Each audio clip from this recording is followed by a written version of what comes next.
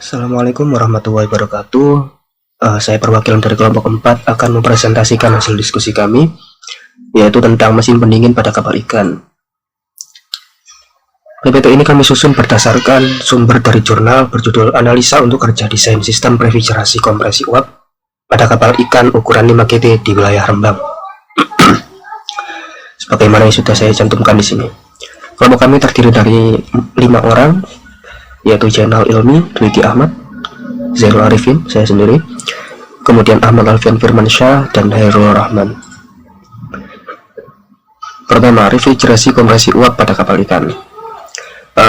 Refrigerasi kompresi uap ini sendiri memang merupakan sistem yang paling banyak dipakai, terutama pada kapal ikan. Pada daur ini udara ditekan, kemudian diembunkan menjadi cairan, lalu tekanannya diturunkan lagi agar cairan tersebut dapat menguap kembali. Komponen-komponen pada sistem pendingin yang ada pada kapal ikan, pertama ada evaporator. Evaporator ini tugasnya untuk merubah fase refrigeran dari uap jadi uap jenuh karena adanya penyerapan kalor di lingkungan.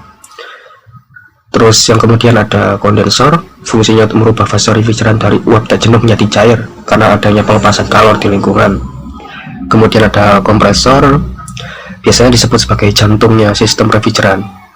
Kompresor ini tugasnya untuk melakukan kerja, mengalirkan refrigeran pada rangkaian sistem pendingin.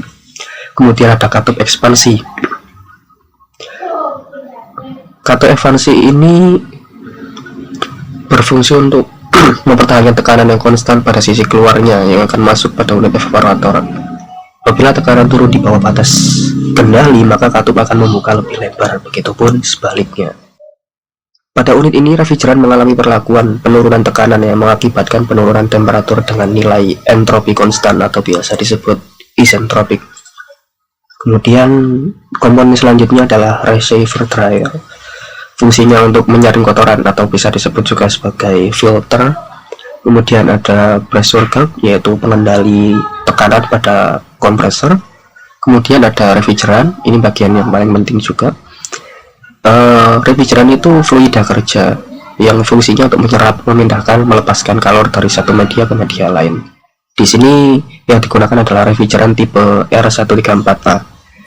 Kemudian ada fan atau kipas, membantu evaporator menyebarkan suhu dingin lebih cepat sehingga penyerapan panas juga lebih cepat.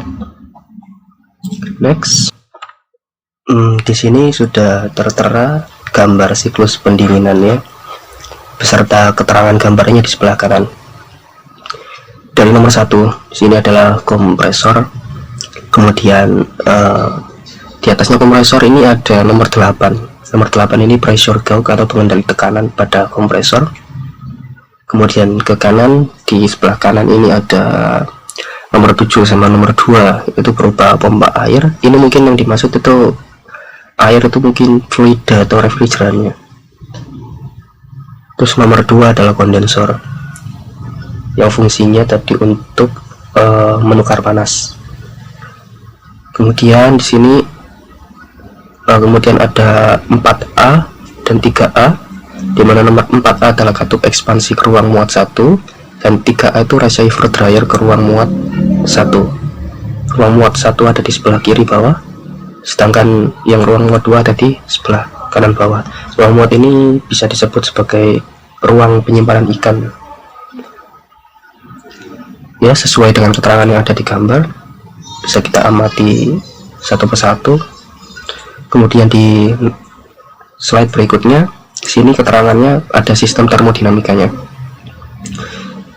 Keterangannya ada di sebelah kanan yang kecil ini, evaporator, logo-logo dari evaporator, kompresor, kondensor, dan ekspansi.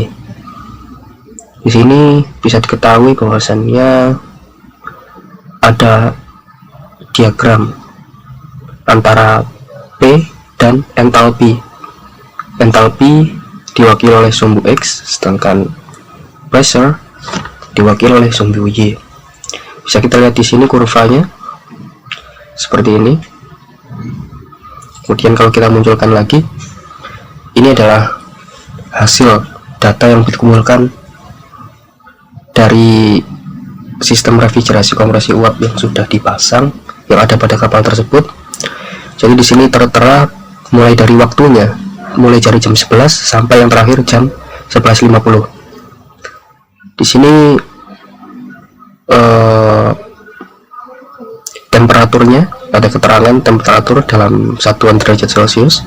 Threshold 1 suhunya 29,4, di threshold 2 30,7 derajat Celcius. Ini maksudnya di penyimpanan 1, terus yang kanannya di penyimpanan 2, terus yang lingkungan ini suhu lingkungan, suhu di luar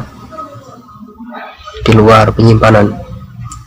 Dan kemudian yang paling kanan ini ada P atau tekanan dengan satuan PSI. Sini suction ini penyerapan, tekanan ketika menyerap yaitu sebesar 23 PSI.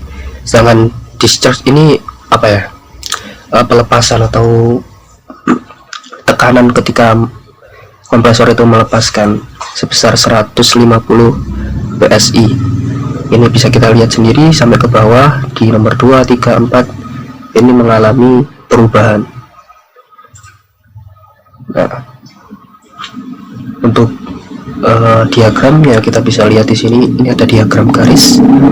Yang biru ini mewakili temperatur di penyimpanan 1, yang merah ini di penyimpanan 2, yang hijau ini suhu lingkungan.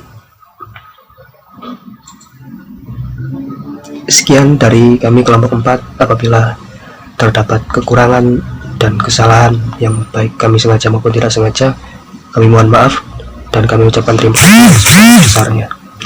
Assalamualaikum warahmatullahi wabarakatuh.